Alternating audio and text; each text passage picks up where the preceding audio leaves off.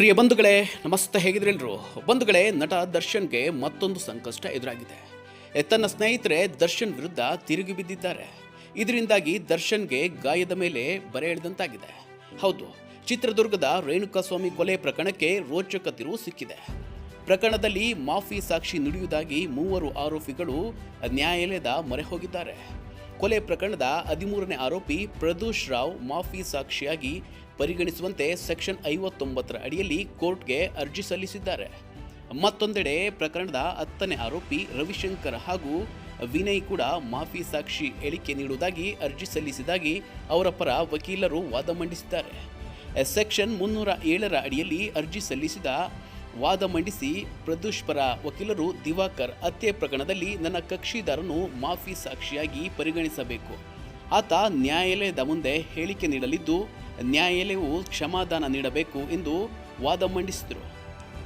ಅಷ್ಟೇ ಅಲ್ಲದೆ ಆರೋಪಿಗಳನ್ನು ಒಂದೇ ಜೈಲಿನ ಒಂದೇ ಕೋಣೆಯಲ್ಲಿ ಇರಿಸಲಾಗಿದೆ.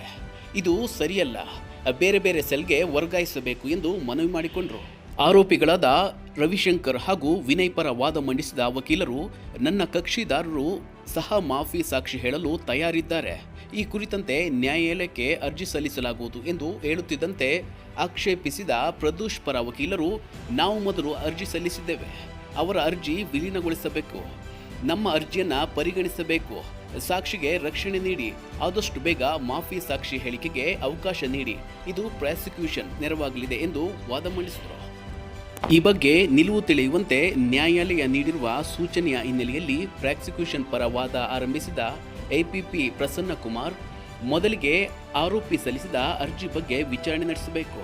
ಅರ್ಜಿ ವಿಚಾರಣೆ ನಡೆದ ನಂತರ ಆತನಿಗೆ ಕೋರ್ಟ್ಗೆ ಬಂದು ಸಾಕ್ಷಿ ಹೇಳುವುದಕ್ಕೆ ಅವಕಾಶ ಮಾಡಿಕೊಡಬೇಕು. ಪ್ರಕರಣದ ಇತರೆ ಆರೋಪಿಗಳ ವಿರೋಧಕ್ಕೆ ಅವಕಾಶವಿಲ್ಲ.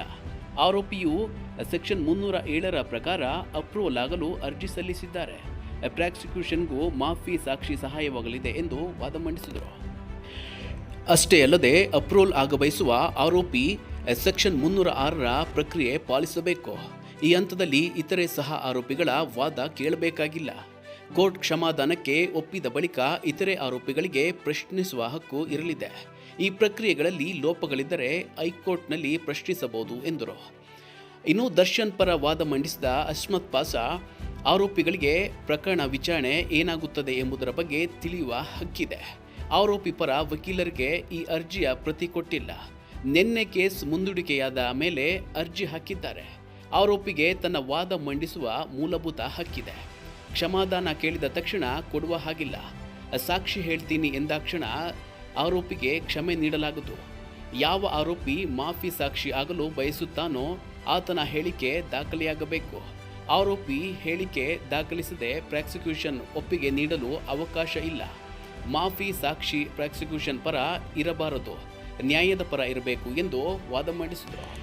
ಅಲ್ಲದೆ ಪ್ರಾಸಿಕ್ಯೂಷನ್ಗೆ ಇಷ್ಟ ಬಂದಂತೆ ಕೇಸ್ ಹಿಂಪಡೆಯಲಾಗದು. ಆರೋಪಿ ಮೇಲಿನ ಕೇಸ್ ಸುಲಭಕ್ಕೆ ಹಿಂಪಡೆಯಲಾಗದು. ಡಾಕ್ಟರ್ ರಾಜ್ಕುಮಾರ್ ಕೇಸ್ನಲ್ಲಿ ಸುಪ್ರೀಂ ಕೋರ್ಟ್ ಹೇಳಿದ್ದೆ, ಕ್ಷಮಾದಾನಕ್ಕೆ ಅರ್ಜಿ ಸಲ್ಲಿಸುವ ಪದ್ಧತಿ ಪ್ರೋತ್ಸಾಹಿಸಬಾರದು. ನಾಳೆ ಈತ ಬಂದು ಸಹ ಆರೋಪಿಗಳ ವಿರುದ್ಧ ಹೇಳಿಕೆ ನೀಡಬಹುದು. ಪ್ರಕ್ರಿಯೆ ಲೋಪಗಳ ಬಗ್ಗೆ ಪ್ರಶ್ನಿಸುವ ಹಕ್ಕು ಆರೋಪಿಗಿದೆ.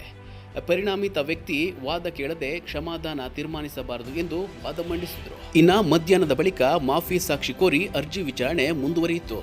ವಾದ ಮಂಡಿಸಿದ ಪ್ರಸನ್ನ ಕುಮಾರ್, ಮಾಫಿ ಸಾಕ್ಷಿ ಕುರಿತಂತೆ ಪ್ರಾಸಿಕ್ಯೂಷನ್ನಿಂದ ಲಿಖಿತ ಹೇಳಿಕೆ ಪಡೆಯಬೇಕೆಂದೇನಿಲ್ಲ. ಕ್ಷಮಾದಾನ ಅರ್ಜಿಯನ್ನು ಪ್ರಾಸಿಕ್ಯೂಷನ್ ವಿರೋಧಿಸುವುದಿಲ್ಲ. ಆದರೆ ಆರೋಪಿ ಪ್ರದೋಷ್ಗೆ ಸಂಪೂರ್ಣ ಮಾಹಿತಿ ನೀಡಬೇಕೆಂದು ಷರತ್ತು ವಿಧಿಸಬೇಕು ಎಂದು ಹೇಳಿ ಮೆಮೊ ಸಲ್ಲಿಸಿದರು. ಇದಕ್ಕೆ ಆರೋಪಿಸಿದ ಅಸ್ಮತ್ ಪಾಷಾ, ಕೇವಲ ಕ್ಷಮಾದಾನ ನೀಡಬೇಕೆಂದು ಪ್ರಾಸಿಕ್ಯೂಷನ್ ಹೇಳಿಕೆ ಸಾಕಾಗುವುದಿಲ್ಲ, ವಿಚಾರವಾದ ಲಿಖಿತ ಅಭಿಪ್ರಾಯ ನೀಡಬೇಕು, ಈ ಬಗ್ಗೆ ಆಕ್ಷೇಪಣೆ ಸಲ್ಲಿಸುತ್ತೇವೆ ಎಂದರು. ಒಟ್ಟಾರೆ ವಾದ ಪ್ರತಿವಾದ ಆಲಿಸಿದ ನ್ಯಾಯಾಲಯ ಮಾಫಿ ಸಾಕ್ಷಿಗೆ ಅರ್ಜಿ ಸಂಬಂಧ ಸಹ ಆರೋಪಿಗಳ ಆಕ್ಷೇಪಣೆಗೆ ಅವಕಾಶ ನೀಡಬೇಕೇ ಬೇಡವೇ ಎಂಬುದರ ಬಗ್ಗೆ ನ್ಯಾಯಾಲಯ ಆಗಸ್ಟ್ 10ಕ್ಕೆ ಆದೇಶ ಕಾಯ್ದಿರಿಸಿತು. 2024ರ ಜೂನ್ 8ರಂದು ರೇಣುಕಾಸ್ವಾಮಿ ಕೊಲೆ ನಡೆದಿತ್ತು.